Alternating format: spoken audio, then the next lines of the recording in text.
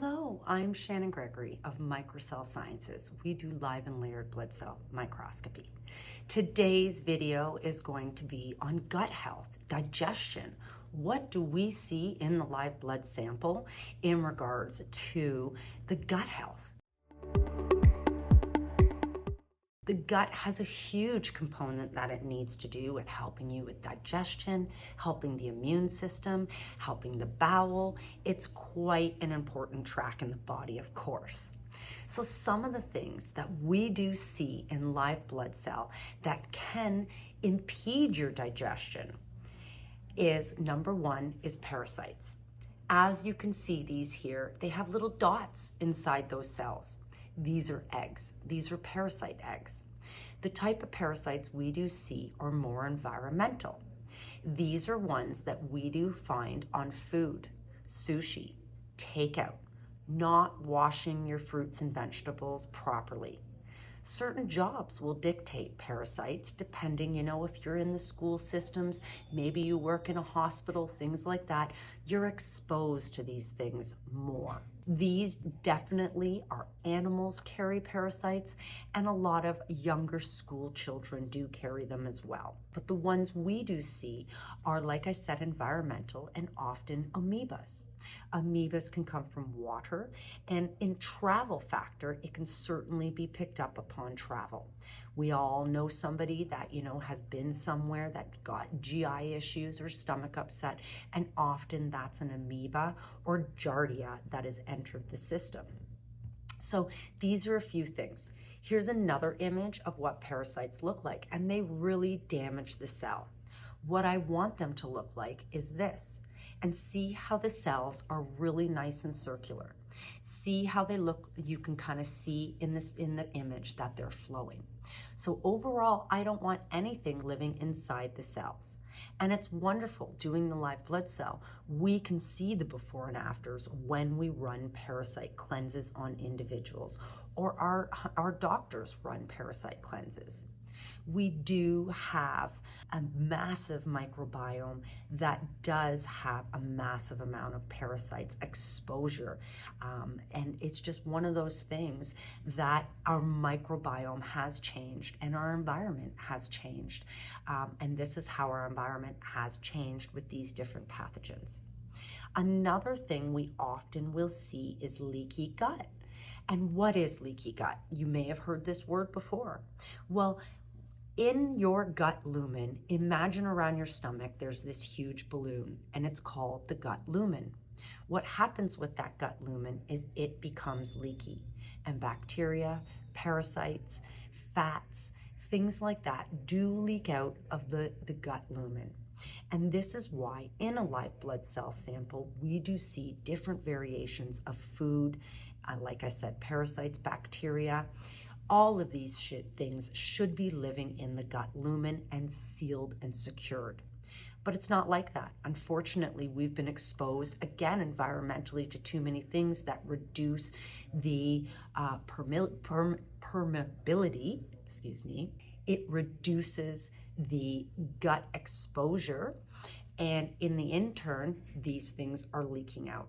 So we do see this very frequently. And in this image here, that bright white crystal that you're seeing there is actually fats not digesting as well as they should.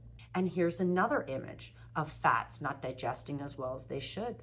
But because it's more of a stickier substance when it is in the live blood sample, it can pick up on other things such as bacteria, crystals, acidity, things like that.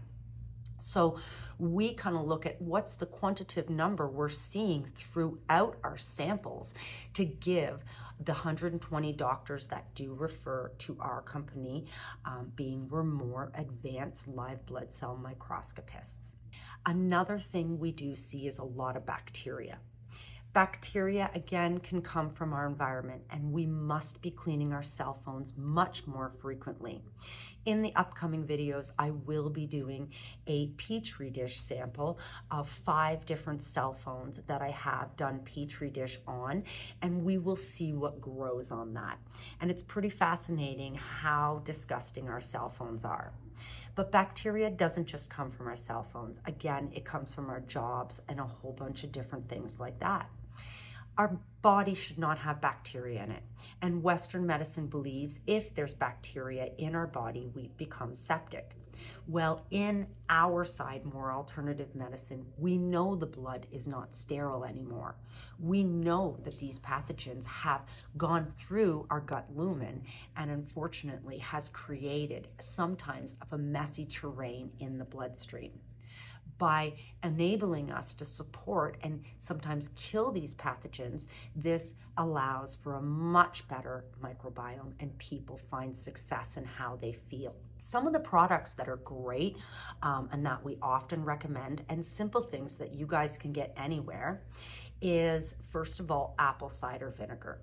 Taking a little bit of apple cider vinegar in the morning certainly will help digest some of your fats and help a little bit with the digestive tract.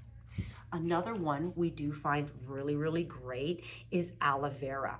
We often will recommend taking a teaspoon a day or a teaspoon morning and night, and this really, really helps soothe the gut lumen, really helps with bloating, things like that. Another thing we really find effective is this is a probiotic, and this is more shelf stable. It doesn't need to be refrigerated. I like this brand because it does have a good amount of bacterial strains in it. There are 3 different kinds in this one, and they're at very high billion amounts, which is what we want to see. You should be spending a reasonable amount on a probiotic because of the strains in it, and it's just one of those expensive things that, you know, it's quality inside a more expensive probiotic. Another probiotic that we do find very helpful is a multi-strain. A multi-strain does have various different strains in this probiotic, which enables it to flood the gut and replenish a lot of these strains. This can also be helpful if people are having bowel issues, sometimes constipation or irritable bowel. It can go kind of from both sides, and this is really helpful. Again, there's numerous kinds of strains in this, and there's probably about 20 different kinds of strains with definitely different billion amounts of each. Another very simple thing that I like a lot for the bacterial aspect is Manuka honey. I like this brand here, and I do recommend my clients to take just a tiny little bit, even a quarter of a teaspoon a day, even less than that. You can put it in your tea, and it is really good for the gut and antibacterial and helps, again, soothing that gut lumen. Some foods and things like that can certainly help with leaky gut and with that gut health is pineapple. Pineapple is wonderful. It does have specific properties in it, such as bromelain, and that enables the gut to be nourished a little bit and help soothe some of the digestion upset you may have from a heavy meal. It's just a really good dessert that you could have that really helps with that digestion.